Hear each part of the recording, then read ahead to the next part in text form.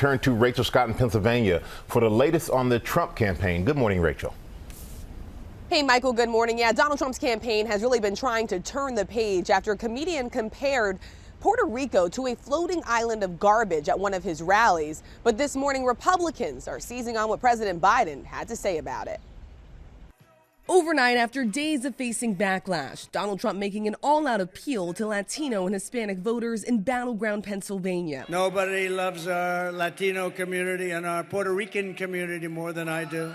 Nobody. The cleanup following racist and vulgar comments made by a comedian at Trump's New York rally on Sunday. I don't know if you guys know this, but there's literally a floating island of garbage in the middle of the ocean right now. Yeah, I think it's called Puerto Rico.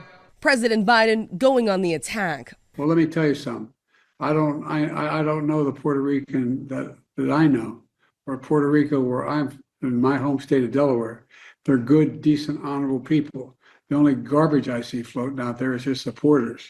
His demonization of Latinos is unconscionable, and it's un-American. The White House says President Biden was referring to the comedian, but Republicans seizing on the president's words, accusing him of calling Trump supporters garbage. Breaking news for you, Mr. President. You may not have heard this. Just moments ago, Joe Biden stated that our supporters are garbage. Biden even taking to social media to clarify, writing, "Earlier today, I referred to the hateful rhetoric about Puerto Rico spewed by Trump's supporter at his Madison Square Garden rally as garbage, which is the only word I can think of to describe it.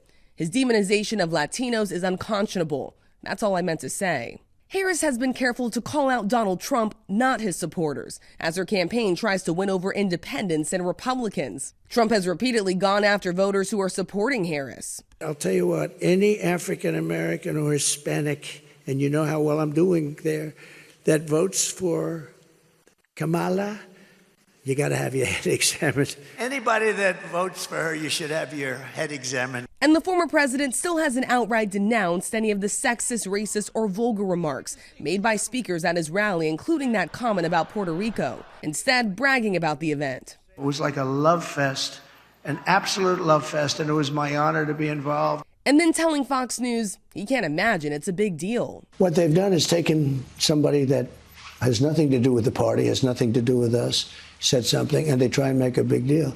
But I don't know who it is. I don't even know who put him in.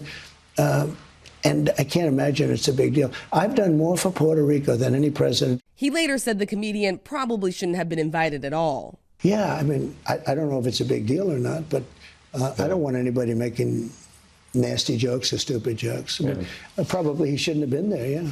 But that comedian wasn't the only one on stage to use racist and sexist rhetoric. Some Republicans warning the damage could already be done. This is not a time to have anyone criticize Puerto Rico or Latinos.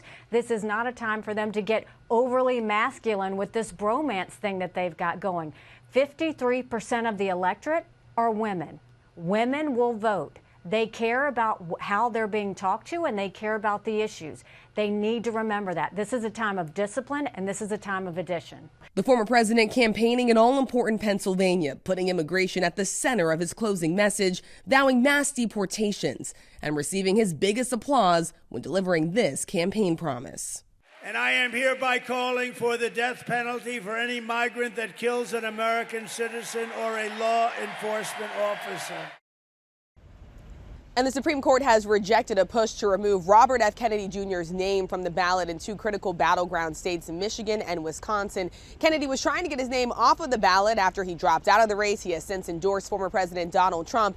He says that if Trump wins the White House, he has promised him broad authority and control over public agencies. Kennedy, of course, has pushed a range of conspiracy theories, including about vaccines, Robin. All right, Rachel, our thanks to you.